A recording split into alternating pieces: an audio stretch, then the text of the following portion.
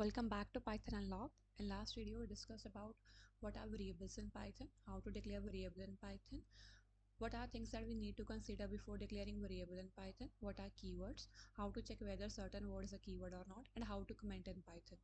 In today's video, we're going to discuss about different built-in data types in Python. So without wasting any time, let's get started. The very first thing that comes in our mind, what are data types? Data type है क्या actual में? So data type simply means किस type का data we have stored in a variable, which kind of data और you can say which kind of the value a variable can hold. For example, मैंने कोई variable लिया ए, उसमें मैंने value assign करी है let's say for time being 3. Now at present variable A store कर रहा है integer type of data. If I will be checking the type I will be getting integer as output. Let's say I am writing 3.3. now at present now the variable a is containing, you can say, is holding float type of data. The value that we are storing in a variable a, it's belongs to float category at present. For example, if I'm putting that into the single quotes, now variable a is storing a string type of data. If I'm putting this into double quotes, this means I am again storing a string type of data. If I'm putting this into the square braces, this simply means what? I am storing a list type of data. So remember, that simply is what? Data type is simply means which type of data we are storing in a variable. Okay, so as we say, the Python is a dynamically typed language, as we have already discussed this. This is simply what? No explicit declaration is needed. Means when I am creating a variable, I'm not supposed to declare which type of data I'm storing in a variable. That is understood at the runtime. Here I'm not mentioning anywhere that I am storing list type of data, but that will be interpreted during the runtime. Let's understand this with the help of code.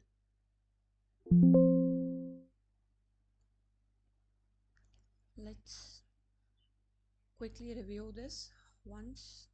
We have already discussed this. Let's say I'm taking one variable a is equal to 5. I'm printing which type of data is stored in variable a. Let's say I am checking type of a. If I now run this particular, okay, now if I simply run, okay, so what I am getting class int over here, right? Now I have not declared anywhere that integer type of data I'm storing in variable. That is auto understood. We have already covered this. I'm quickly going through the concept just for revising. Let's say if I'm checking type of this now, I am getting string over here as I'm putting this into the quotes. So I hope this is clear why we are calling Python a dynamically typed language. We have already covered this, but simply what? We're not supposed to explicitly declare which type of data we are storing in a variable. That's interpreted at runtime. Okay, so moving forward to the very first type that we are having is a text type. We simply say that is a string. Okay, this is basically what string is, a sequence of character that we are putting into the quotes. That can be a double quotes or that can be a single quote. I'll be putting anything into single quote or double quote, that will be nothing but that will be string. Let's understand this.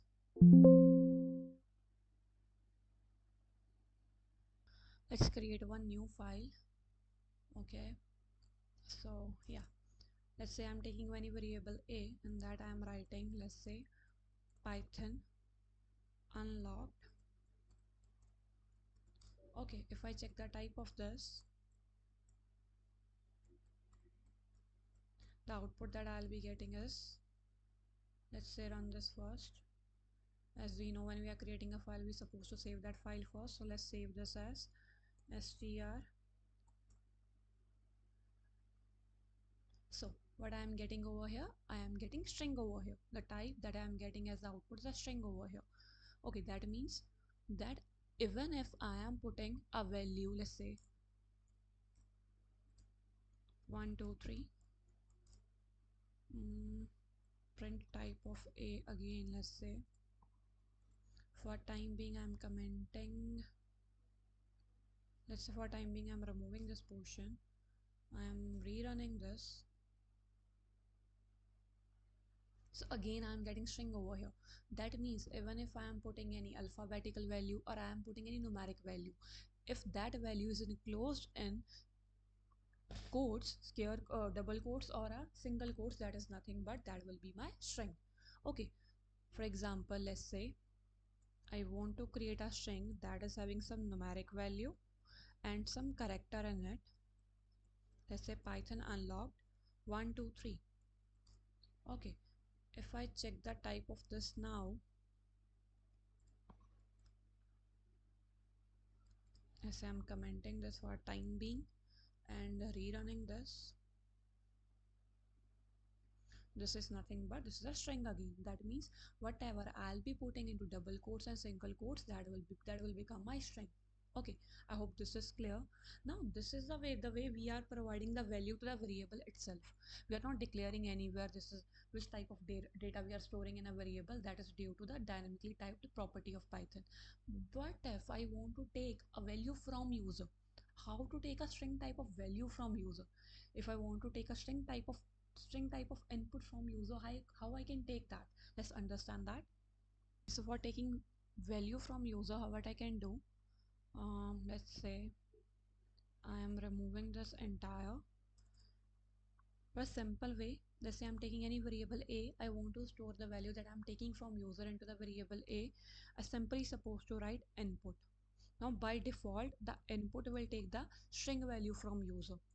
That means I'll be taking simply supposed to write variable is equal to input. Now if I print the value a, let's run this.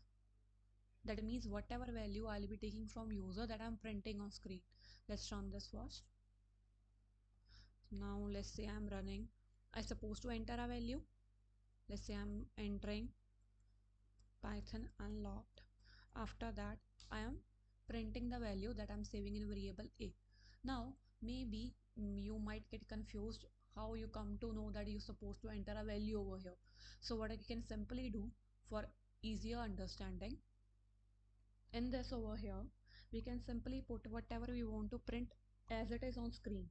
So let's say I am writing over, as we know, whatever I'll be writing into the quotes, that will be string. So the string will be getting printed as it is on a screen. So what I am writing, enter, let's say value. Now this particular thing will provide us the, you can say, understanding that we supposed to enter a value. For example, over here we are getting the enter value. Let's say I am entering 123 and what I'm getting as the output 123.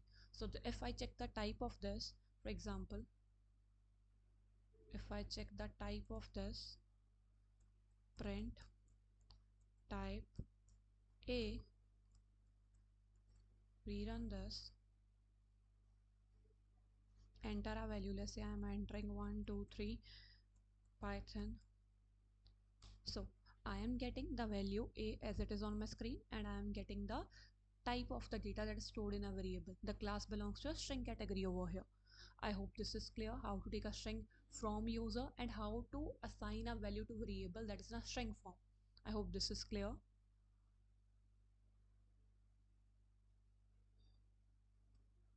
Okay, now after completing string, let's move forward to numerical values. In numeric values we are having three categories. Okay, the very first category that we are having is an integer, int.